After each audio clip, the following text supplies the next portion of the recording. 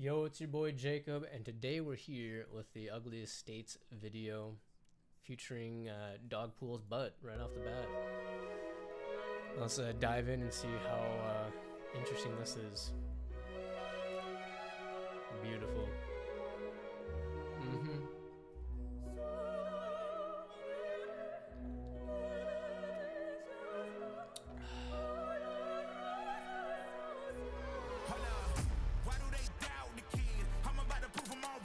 I actually think he's kind of cute.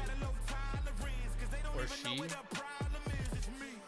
Spokes humans. Okay, at least they said humans specifically.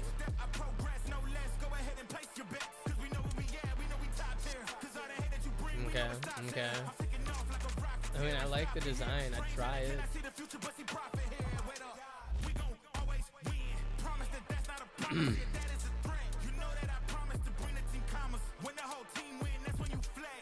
I guess. And I'm gonna do it again. Watch me win. Sure. Okay. And then if we go from that video to this interview with the Star Trib by Cole Reynolds, Minnesota Star Tribune. Ryan Reynolds says Minnesota is an underdog and perfect for his wine. We talked to the Deadpool star who is now selling his new wine brand, Ugly Estates, exclusively in Minnesota. Article's about a week old, November 3rd. Not sure if there's any familiar relation here with the last names. No clue. Little intro thing. Some fishing gear. Interesting. This has drummed up a lot of controversy, as you can see right off the bat. He calls Minnesota an underdog. I'm not sure how we're an underdog. We got free school lunches for the kiddos, free college and healthcare for people who need the help, a lot of good jobs, a lot of Fortune 500 businesses, and good education system, 15,000 lakes, tons of beautiful nature, 4 proper seasons, and just a lot of arts and entertainment throughout the whole state. So I don't know why we're an underdog. We've had all sorts of legends from Steve Madden to the Zucker Bros to Prince and Bob Dylan. So yeah, I don't know. I guess what makes us an underdog? We're going to find out. If you're looking to pair tater tot hot dish with a wine, Ryan Reynolds says a glass of Chardonnay is best. Then maybe a glass of milk if it's spicy.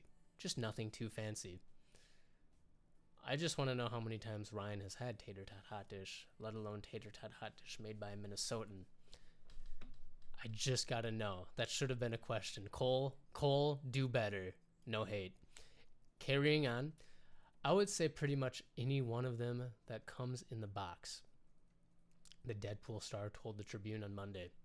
Like Reynolds' new wine brand, Ugly Estates, which is packaged in a plain cardboard box and now on shelves only in Minnesota. I guess that's a plain cardboard box. I don't know.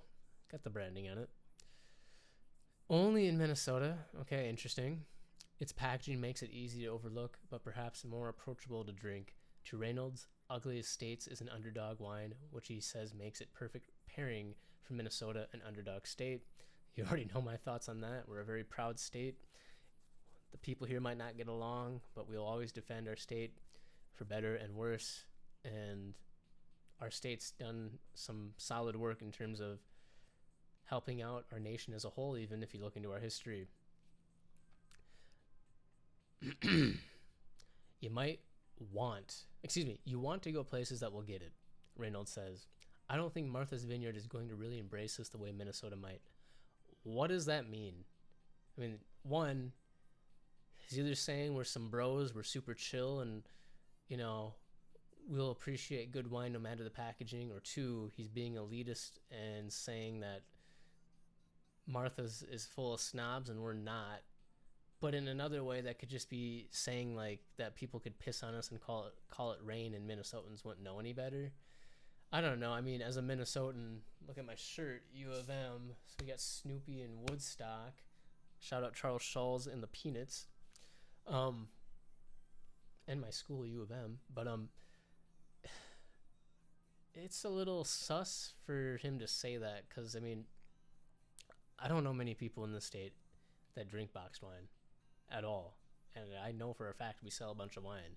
We might not be as alcoholic as Wisconsin, and in fact, it seems like we're having more of a trend for cannabis drinks since we're one of the number one states, if not are the number one state for cannabis beverages.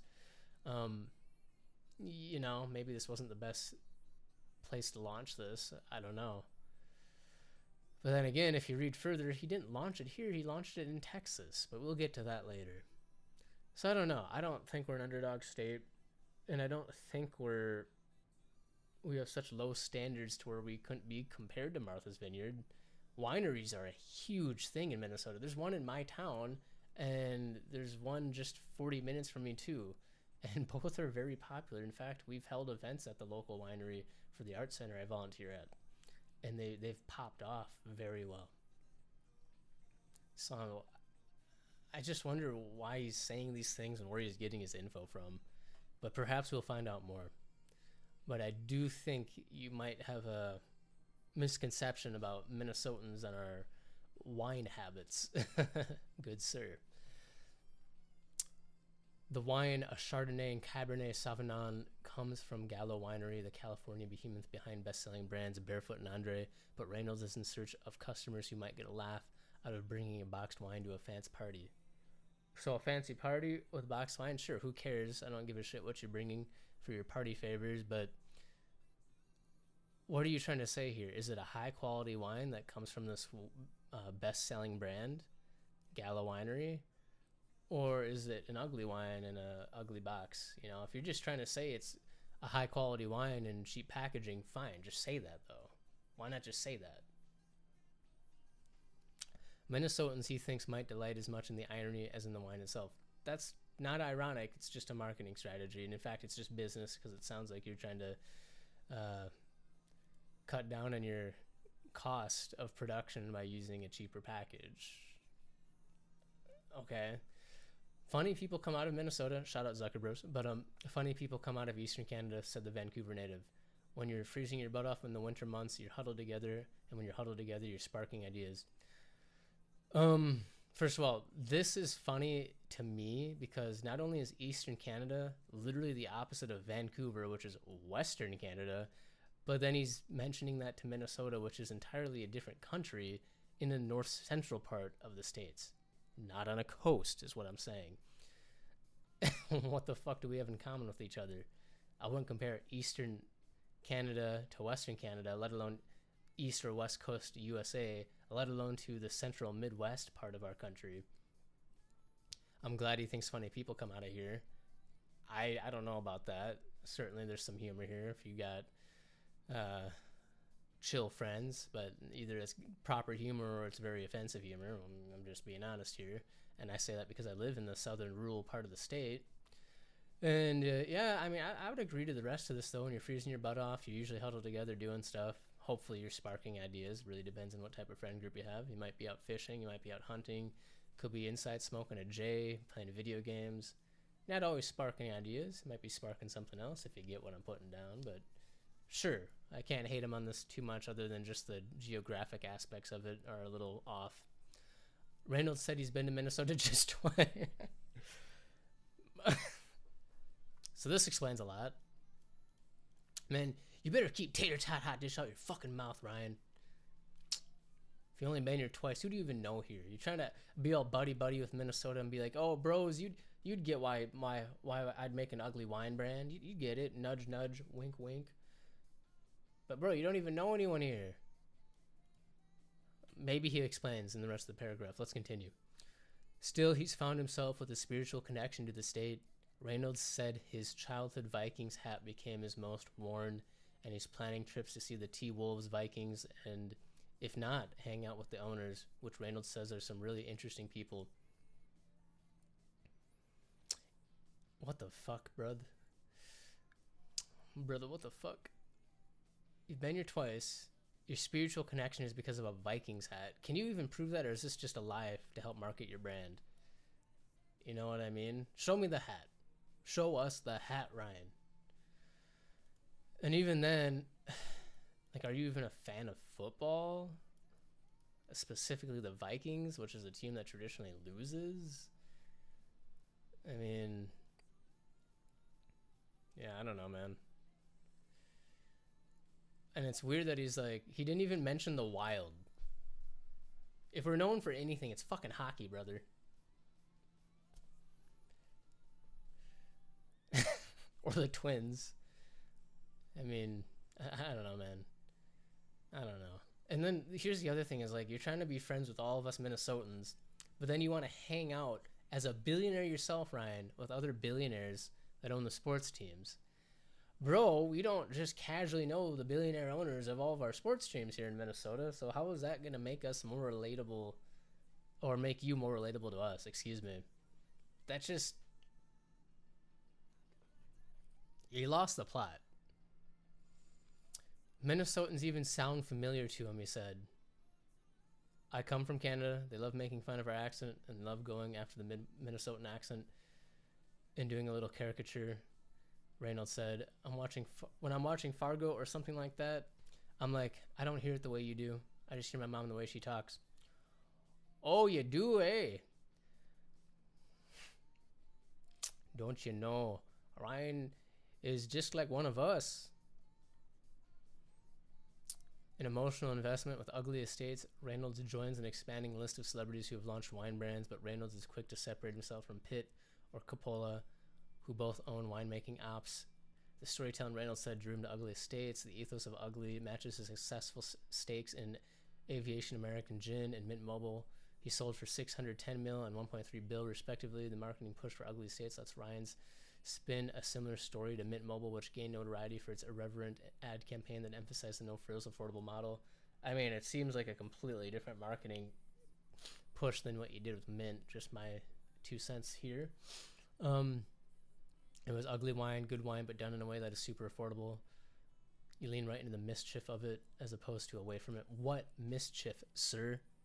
It's just wine in a box. There's nothing mischievous about this. As with his other businesses, Reynolds has tied the wine to his self-deprecating Hollywood persona. Ugly Estates commercial features Peggy, a Puggies mix that won the title of Britain's Ugliest Dog before appearing alongside Reynolds in the 2024 blockbuster Deadpool and Wolverine. The ad proclaims that Ugly Estates doesn't hire attractive spokespeople. I will say I will correct that for them. It says spokeshumans, and I think that was a wise differentiation. But still, I have a problem with this. Because if Ugly Estates doesn't hire attractive spokeshumans, what the fuck are you trying to do by affiliating your brand with Minnesota? Are we an unattractive state? Are we unattractive people? Like, what are you getting at, dude? It's not a good look. I personally love an underdog story, Reynolds says. If you can look at my resume, you'll notice that it's mostly underdog characters or underdog sports teams. Sure, I literally just watched The Voices, which has Ryan play a main character who's a serial killer. And even that was a little tone deaf and I think offensive to people who suffer from various mental illnesses. So I guess that checks out. Although Reynolds said his interest in Ugly Estates was about more than breaking into the wine industry, the Midwestern wine market isn't a bad place to be. Even as nationwide alcohol consumption has declined overall, people are drinking almost 50% more wine than they did in the 1970s, according to a 2024 study from the U.S. Department of Health.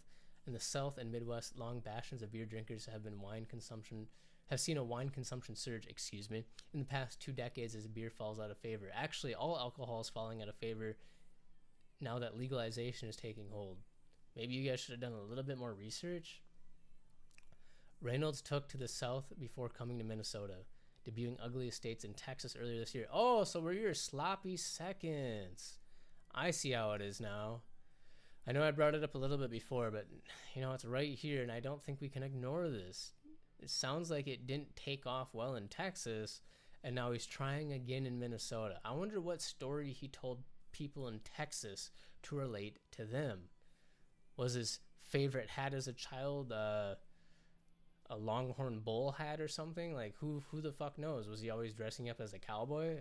You know what I mean? Like, it's all just marketing. Carrying on, now consumers can only find it on the shelves of more than 100 retailers across Minnesota.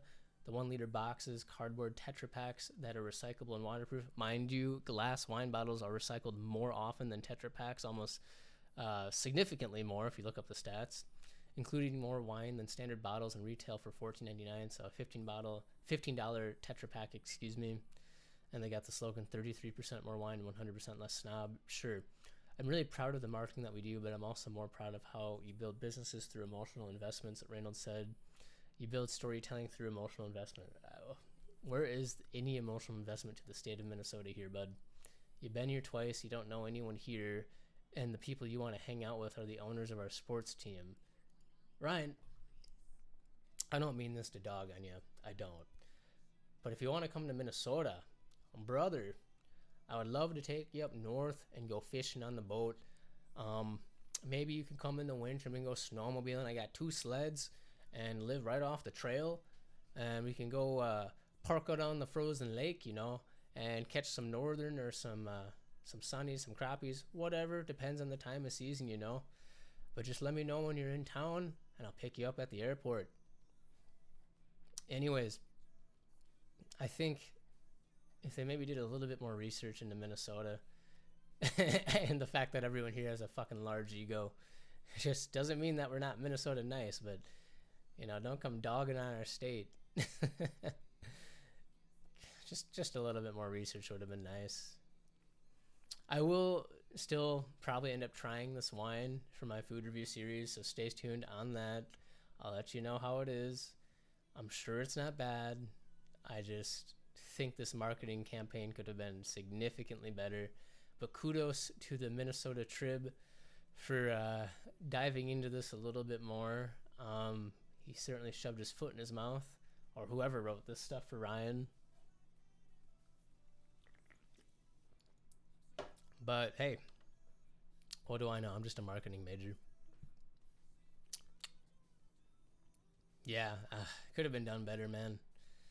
Could have been done better. If you were going to launch it in Minnesota too, you should have gotten photos of people with like water in these bottles out drinking them on the lake or something. The other thing, actually, now that I mention that, is Minnesota has some of the nation's strictest drinking laws when it comes to public drinking. You're not really able to drink and walk down the street or drink on the boat or anything. Obviously, people still do, but I'm just saying, our state isn't very welcoming to alcohol, and we sure have a lot of people with whiskey plates, I'll say that much. So maybe he should have started a cannabis brand in Minnesota. It's definitely more our style nowadays. But yeah, Ryan, feel free to reach out to me. You got my email. So yeah, let me know what you think, everybody. Did he hit the mark? Did he miss it? What do you want to see changed? Is there a way for the Ugly Estates wine brand to redeem themselves in the eyes of Minnesotans, or do you think they're going to pack up shop and move to another state and try again like they did with Texas originally? Who knows? I want to hear what everyone thinks, though, especially from Minnesotans and especially from winos. Obviously, our state isn't full of sommeliers, but I do think that basically saying we're his bros and we understand what he's trying to do here is a weird way to go about it when you don't have ties here and you've only been here twice, brother. Peace.